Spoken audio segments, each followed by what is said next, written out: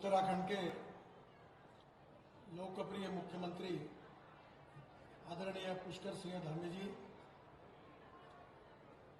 मेरे लोकसभा में मेरे सहयोगी आदरणीय डॉक्टर रमेश पोखरियाल निशंक जी, लोकसभा के मेरे सहयोगी आदरणीय तीरथ सिंह रावत जी, राज्यसभा में सांसद आदरणीय डॉक्टर कल्पना सैनी जी, माननीय सांसद नरेश बंसल जी, विशेष रूप से सुबोध उनियाल जी, माननीय मंत्री वन उत्तराखंड श्री प्रेमचंद अग्रवाल जी, उपस्थित सभी विधायकगण और उपस्थित सभी भाई और बहनों, मुझे बहुत खुशी है कि निशंक जी और तीरथ सिंह रावत जी, इन्होंने उनके क्षेत्र के अनेक समस्याओं के बारे में मेरे सामने उन्होंने मांग की थी। वो सब मांगे, उसमें से बहुसंख्य मांगे आज पूरी हो रही है, इसलिए उनको मैं बहुत बहुत धन्यवाद देता हूं, उनका अभिनंदन करता हूं।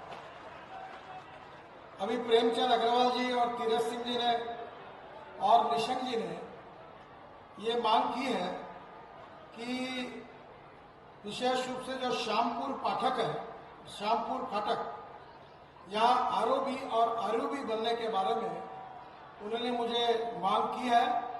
मैं जाहिर करता हूँ कि आज से 3 महीने के अंदर हम इसका टेंडर निकालकर कार्य का शुभारंभ करेंगे। उत्तराखंड के बारे में मैं विशेष रूप से आपको एक बात बताऊंगा कि जब हमारी सरकार आई और आदरणीय मोदी जी प्रधानमंत्री बने, तब उत्तराखंड में 2014 में 2517 किलोमीटर राष्ट्रीय महामार्ग था। और मुझे इस बात की खुशी हो रही है कि 2024 में यह संख्या 3608 किलोमीटर हुई है। जहां तक लेन के हिसाब से अगर हिसाब लगाएंगे तो 284 किलोमीटर 4 लेन का निर्माण हुआ है, 1070 किलोमीटर 2 लेन प्योर शोल्डर है और 560 किलोमीटर सड़क का मरम्मत कार्य हमने किया है। अभी तक जो प्रोजेक्ट हुए और जो प्रोजेक्ट चल रहे हैं वो 1 लाख करोड़ के हैं और करीब मंजूर करने वाले प्रोजेक्ट और 60,000 करोड़ के हैं। मेरा विश्वास है कि आने वाले 2-3 साल में जब प्रोजेक्ट पूरे होंगे तो उत्तराखंड का रोड इंफ्रास्ट्रक्चर के लिए हमारे विभाग से 2 लाख करोड़ रुपए के कार्य होंगे, ये मैं आपको विश्वास के साथ बताना चाहता हूं। अभी जैसे मुख्यमंत्री जी ने बताया कि 16,000 करोड़ की तो रोपवे हमने मंजूर की है और निश्चित रूप से 2 लाख करोड़ होगा। और उत्तराखंड का जो राष्ट्रीय महामार्ग का नेटवर्क है, जो दुनिया में ऐसे पहाड़ी प्रदेश है, स्विट्जरलैंड है, इटली है, ऑस्ट्रिया है, ये जो वर्ल्ड स्टैंडर्ड के रास्ते वहां बने हुए हैं, उसी स्टैंडर्ड के रास्ते, राष्ट्रीय स्तर के रास्ते उत्तराखंड में बनेंगे, ये मैं आपको विश्वास देना चाहता हूं। आज बहुत से कार्यक्रम जिसके बारे में आपने वीडियो फिल्म में देखा, मैं उसकी पुनरावृत्ति नहीं करूंगा, पर इसके अलावा कुछ नए काम हम जो करने वाले हैं उसकी घोषणा करूंगा। ट्यूनी, चक्राता, मसूरी, टिहरी, मलेठा 3000 करोड़ की लागत से 315 किलोमीटर ये जो 2 लेन प्योर शोल्डर का काम है, ये 2024 तक बन जाएगा। हिमाचल में रोहरू में ट्यूनी होकर बद्रीनाथ, केदारनाथ धाम आना जाना आसान इससे हो जाएगा। सिमली, ग्वालधाम, बैद्यनाथ, मनुसारी, जौलजीबी तक 2500 करोड़ की लागत से 290 किलोमीटर 2 लेन मार्ग का डीपीआर जून 2024 तक बन जाएगा और इस कार्य की शुरुआत होगी। कुमाऊं क्षेत्र से बद्रीनाथ और केदारनाथ धाम के लिए इससे कनेक्टिविटी बेहतर हो जाएगी। मैं आज घोषणा कर रहा हूं कि मसूरी में हम 1800 करोड़ की लागत से 8 किलोमीटर 2 लेन ट्विन टनल का डीपीआर जून 2024 तक बन जाएगा और फिर उसके कार्य का हम शुभारंभ करेंगे। इस टनल से निर्माण से शहर का अंदर का ट्रैफिक जाम की समस्या हल होगी और टनल से पर्यटकों का और स्थानिक नागरिकों का समय काफी बच जाएगा। देहरादून से टिहरी के बीच 5,000 करोड़ की लागत से हम 35 किलोमीटर 2 लेन टनल का डीपीआर दिसंबर 2024 तक बनाएंगे और इसके कार्य का शुभारंभ करेंगे। इसकी कीमत 5,000 करोड़ रुपए है। हरिद्वार में 16 से 3 करोड़ की लागत से 15 किलोमीटर 4 लेन ग्रीनफील्ड बाईपास अक्टूबर 2024 में पूरा हो जाएगा। रुद्रपुर में 1,051 करोड़ की लागत से 21 किलोमीटर 4 लेन बाईपास का काम जनवरी 2026 तक पूरा हो जाएगा। कोटा साहिब से देहरादून के बल्लूपुर तक 1,646 करोड़ की लागत से 45 किलोमीटर 4 लेन मार्ग का निर्माण का काम 2 पैकेज में हो रहा है। पैकेज 1 कोटा साहिब से मेदिनीपुर तक 553 करोड़ की लागत से 29 किलोमीटर 4 लेन का काम मई 2025 तक पूरा हो जाएगा। पैकेज 2 मेदिनीपुर से बल्लूपुर तक 1,093 करोड़ की लागत से 26 किलोमीटर 4 लेन फरवरी 2025 में पूरा हो जाएगा। हरबटपुर विकासनगर कलसी लखवार बरकोट तक 1,500 करोड़ की लागत से 111 किलोमीटर 2 लेन का काम दिसंबर 2024 तक अवार्ड हो जाएगा। इसके बनने से हरियाणा हिमाचल प्रदेश से कोंटा साहिब तथा यमुनोत्री के लिए यात्रा सुगम होगी।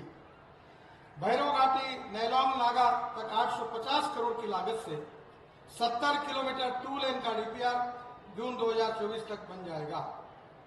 इसके बनने से गंगोत्री से भैरव घाटी का कनेक्शन बेहतर होगा। गतांगली पर्यटन स्थल तथा सीमावर्ती गांवों के लिए बेहतर कनेक्टिविटी हो जाएगी। जोशीमठ से मलारी तक 630 करोड़ की लागत से 60 किलोमीटर 2 लेन सड़क का निर्माण 2025 तक हो जाएगा। ओवली पर्यटन क्षेत्र जुड़ेगा तथा धार्मिक महत्व के तपोवन क्षेत्र तथा द्रोणगिरी पर्वत तक जाना आसान हो जाएगा। सीमावर्ती क्षेत्र में नीति पास के लिए कनेक्टिविटी बेहतर हो जाएगी। इसके साथ साथ मुझे बहुत खुशी है कि गढ़वाल जिले के पेंडुल से श्रीनगर तक 300 करोड़ की लागत से 42 किलोमीटर की 2 लेन सड़क का निर्माण 2 लेन शोल्डर का निर्माण 2026 में पूरा हो जाएगा। कोटद्वार लेसडाउन 42 किलोमीटर की 2 लेन सड़क का निर्माण 2 लेन शोल्डर का निर्माण 2026 में पूरा हो जाएगा। कोटद्वार लेसडाउन पौड़ी से बद्रीनाथ केदारनाथ धाम की यात्रा सुगम हो जाएगी और माना से सीमावर्ती क्षेत्र की कनेक्टिविटी में सुधार हो जाएगा। इसके साथ साथ जोशीमठ में 270 करोड़ की लागत से 6.3 किलोमीटर 2 लेन प्योर शोल्डर बाईपास का भी निर्माण 2025 तक हो जाएगा, जिससे जोशीमठ में ट्रैफिक जाम की समस्या हल होगी और पुराना रोड भी हम ठीक करके देंगे। इसके साथ साथ मानस खंड में नैना देवी, कैचीधाम, आदिबद्री मंदिर तथा भवाली रानी के हिल स्टेशन जाना सुगम हो जाएगा।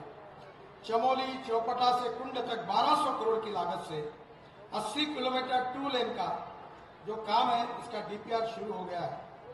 तुंगनाथ मंदिर जाने वाले तथा ट्रैकिंग करने वालों को सुविधा मिलेगी। चमोली से केदारनाथ धाम के लिए तथा कुंड से बद्रीनाथ के लिए नई कनेक्टिविटी होगी। सबसे इम्पोर्टेंट बात जो है, जो उत्तराखंड के लिए हमारी सरकार ने दी, मोदी जी के नेतृत्व दी हुई सबसे बड़ी भेंट है, वो है दिल्ली से देहरादून 12,000 करोड़ की लागत से 212 kilometre 6 lane greenfield express highway. मैं आपको आज ये बता देना चाहता हूं कि यह हाईवे दिसंबर के पहले खुल जाएगा और दिसंबर के बाद दिल्ली से देहरादून हवाई यात्रा समाप्त हो जाएगी। कोई हवाई जहाज नहीं आएगा। और ये जो रोड है, ये दिल्ली के अक्षरधाम के पास डीएवी से शुरू होकर शास्त्री पार्क, खजूरी खास, मंडोला, बागपत से खेकड़ा में ईपी इंटरचेंज से बागपत, शामली, मुजफ्फरनगर, सहारनपुर होकर देहरादून तक जाएगा और इसको हमने हरिद्वार से भी जोड़ने के लिए एक रोड बनाया है। मेरा विश्वास है कि ये रोड सहारनपुर बाईपास से गणेशपुर तक निश्चित रूप से 40 किलोमीटर का काम दिसंबर 2024 तक पूरा हो जाएगा। ये रोड के बारे में मैंने मुख्यमंत्री जी को एक रिक्वेस्ट की है कि हरिद्वार और ऋषिकेश में बड़ा कंजेशन है और आप बता रहे थे 68 लाख टूरिस्ट आए। मैं आपको आज लिख देता हूं कि देहरादून दिल्ली एक्सप्रेस हाईवे और ये रोड बनने के बाद आपके यहाँ 2 करोड़ यात्री पर्यटन के लिए आने वाले हैं। 2 करोड़। उतने रेस्टोरेंट लगेंगे, उतने होटल लगेंगे, उतनी व्यवस्था लगेगी और पर्यटन ऐसा क्षेत्र है कि जिसमें 49% कैपिटल इन्वेस्टमेंट रोजगार निर्माण के लिए खड़ी होती है। मेरा आपसे अनुरोध है कि इस रोड के आजू बाजू में भी आप ऐसी डेवलपमेंट करिए कि पर्यटकों की सुविधा भी होगी और उत्तराखंड के युवा लोगों को रोजगार भी मिलेगा। ये पूरे कॉरिडोर में गणेशपुर से देहरादून तक वन्य जीवियों के लिए हम यहाँ 12 किलोमीटर का एलिवेटेड रोड, 6 एनिमल अंडरपास, 2 हाथी के निकालने के अंडरपास, एलिफेंट अंडरपास, 2 बड़े पुल, 13 छोटे पुल निर्माण कर रहे हैं। पूरे एक्सप्रेसवे में 113 वीयूपी, एलवीयूपी, एसवीयूपी, 5 आरओबी, 4 मेजर ब्रिजेस और 62 बस शेल्टर हम बना रहे हैं। इस पूरे एक्सप्रेसवे में आबादी आने वाले में क्षेत्र में टोटल 76 किलोमीटर हम सर्विस रोड भी बना रहे हैं और 29 किलोमीटर एलिवेटेड रोड के अलावा 16 एंट्री एग्जिट पॉइंट भी हमने बनाई है। यहाँ हम लोग 12 वेस्ट एंड एम्यूनिटीज बना रहे हैं, जिसके कारण मैं आपसे अनुरोध करूंगा कि उत्तराखंड का हैंडलूम, हैंडीक्राफ्ट, यहाँ की जो भी कला है उसके दुकान आप इसमें लगाइए, हम आपको जगह देंगे। फिर उत्तराखंड का जो फूड है उसके रेस्टोरेंट लगाइए ताकि यहाँ के लोगों को रोजगार मिलेगा। निश्चित रूप से ये प्रोजेक्ट बहुत ही महत्वपूर्ण है। इसके साथ साथ हम सब के लिए एक महत्वपूर्ण प्रोजेक्ट है कैलाश मानस सरोवर। मेरी बहुत इच्छा थी कि यह प्रोजेक्ट जल्दी पूरा हो जाए, पर इसमें बहुत अड़चने आए। टनकपुर से लिपुलेख तक 366 किलोमीटर की यह सड़क, जिसके ऊपर हम 5,200 करोड़ रुपए खर्चा कर रहे हैं, मुझे आज बड़ी खुशी है कि इसमें से करीब 366 में से 280 किलोमीटर का काम, 355 किलोमीटर का काम लगभग अवार्ड हो गया है। और मेरा विश्वास है कि इसमें सुप्रीम कोर्ट के कमेटी के द्वारा अगर सहयोग मिल जाएगा, वो करेंगे ऐसा विश्वास है, तो आगे का कोई काम हो जाएगा। इसके साथ साथ पूरे देश के लिए एक श्रद्धा का विषय है, वो है 4 धाम परियोजना। मैं मोदी जी के साथ आया था, तब उन्होंने इस योजना का भूमि पूजन किया था। 12,000 करोड़ की लागत से हम 825 किलोमीटर की 4 धाम परियोजना पर काम कर रहे हैं और मुझे आज बताते हुए खुशी हो रही है कि यह परियोजना में 609 किलोमीटर सड़क का निर्माण कार्य पूरा हो गया है। ये कहते हुए मुझे बहुत खुशी हो रही है। 72 किलोमीटर के सड़क, ब्रिज, टनल में काम तेजी से चल रहा है। 98 किलोमीटर के काम सुप्रीम कोर्ट के निर्देश पर कुछ स्थानों पर नई अलाइनमेंट बनाकर काम किया जाएगा और शेष कार्य सितंबर 2025 तक पूरा करेंगे, ऐसा मैं आपको विश्वास देता हूं। दिल्ली से बद्रीनाथ धाम जो 12 घंटे आज लगता है, अब 2 घंटे में देहरादून आएंगे और 2 घंटे में बद्रीनाथ पहुंच जाएंगे, तो 4 घंटे में ये काम हो जाएगा। अभी दिल्ली में बहुत से लोग देहरादून में रहेंगे और काम करने के लिए दिल्ली जाएंगे। मैं अभी मेरठ दिल्ली हाईवे हमने बनाया, मैं वहां गया था, तो वहां के लोगों ने कहा कि हम दिल्ली में नौकरी करते थे, दिल्ली में घर था, पर अब हमने मेरठ में घर बनाया, रोज आना जाना करते हैं। जहां 4.5 घंटे लगते थे, वहां 45 मिनट में आना जाना होता है। मुझे तो लोगों ने बताया कि अब हम लोग कैनॉट प्लेस में मेरठ से आइसक्रीम खाने के लिए तो 30,000 करोड़ की 276 परियोजना मैंने आरंभ की थी, जिसमें से 82 परियोजनाएं 2019 तक पूरी हो गई थी। 2018 में मैंने सबसे बड़ा फैसला किया था कि गंगा किनारे अब कोई बांध नहीं बनाया जाएगा। उसकी अधिसूचना भी उस समय जारी की गई थी। गंगा को प्रदूषण से मुक्त करने के लिए उत्तराखंड में उस समय मैंने एसटीपी, मोक्षधाम और घाट निर्माण के लिए 1200 करोड़ दिए थे।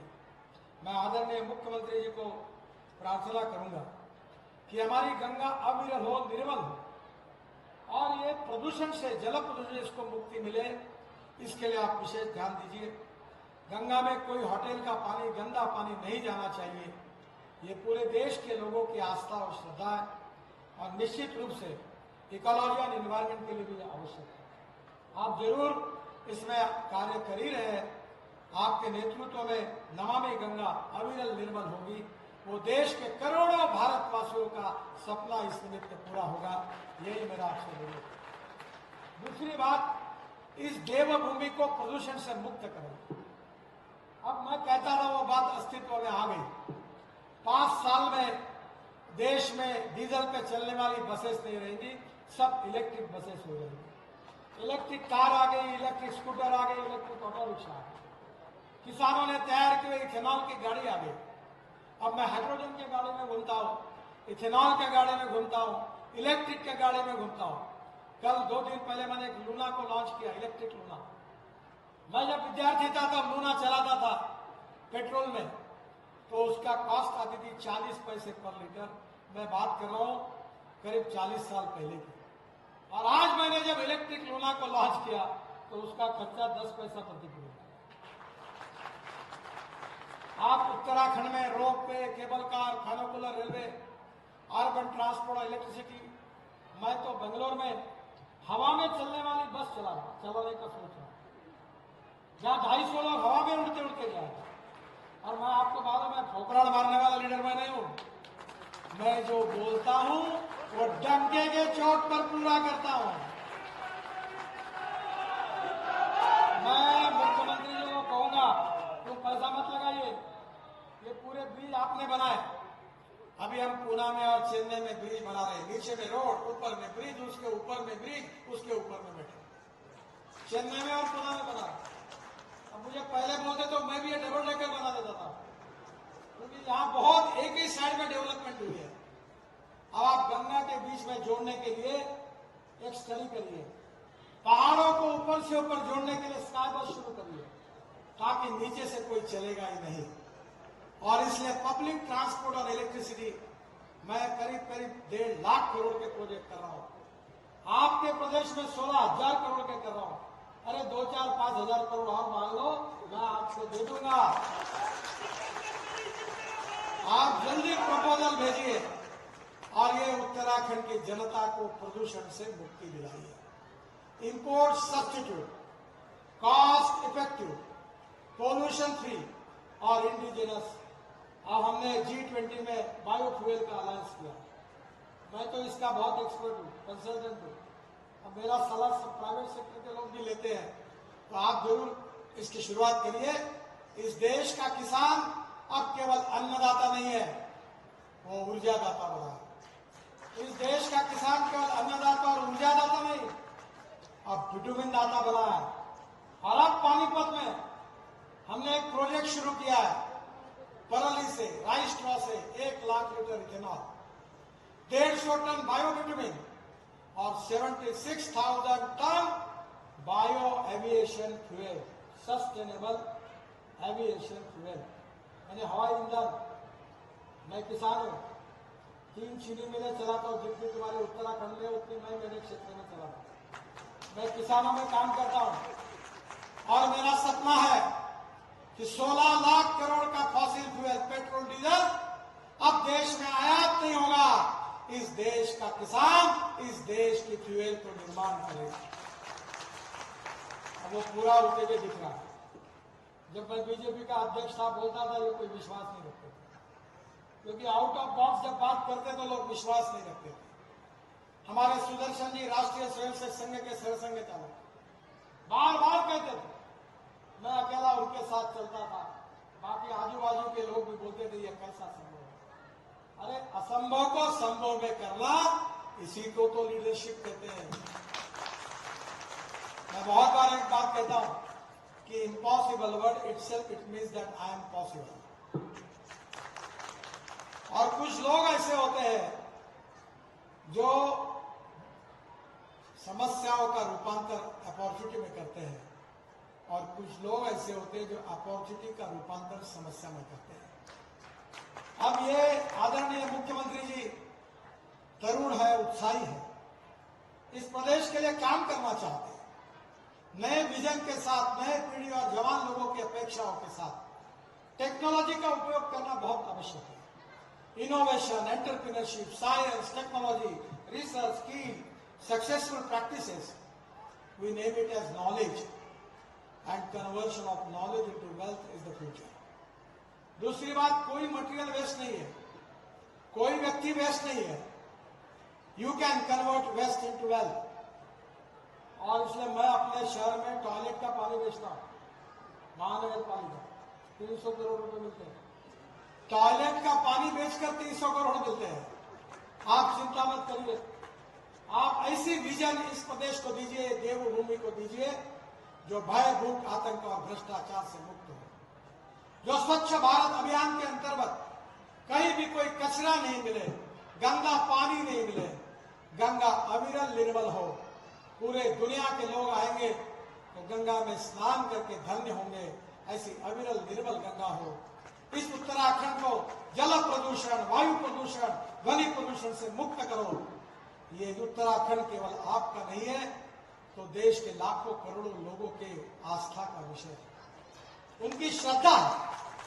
और यहाँ की देवभूमि आदरणीय मुख्यमंत्री जी को, हमारे सांसदों को, हमारे विधायकगणों को, हमारे मंत्रियों को इतनी ताकत देगी कि आदरणीय मोदी जी के नेतृत्व में उत्तराखंड देश का सबसे प्रगतिशील, समृद्ध, संपन्न और जल प्रदूषण, वायु प्रदूषण, ध्वनि प्रदूषण से मुक्त आदर्श प्रदेश बनेगा। इसी विश्वास के साथ मुख्यमंत्री जी को, सांसदों को, विधायकगणों को और मंत्री जी को बहुत बहुत धन्यवाद देता हूं।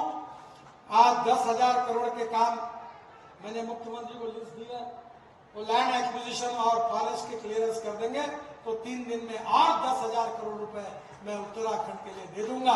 इसी विश्वास के साथ अपनी बात को समाप्त करता हूं। धन्यवाद। भारत माता की, भारत माता की, भारत माता की। नमस्कार।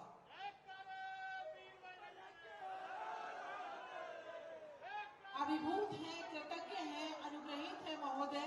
संपूर्ण उत्तराखंड की ओर से हम आपका धन्यवाद ज्ञापित करते हैं। आपके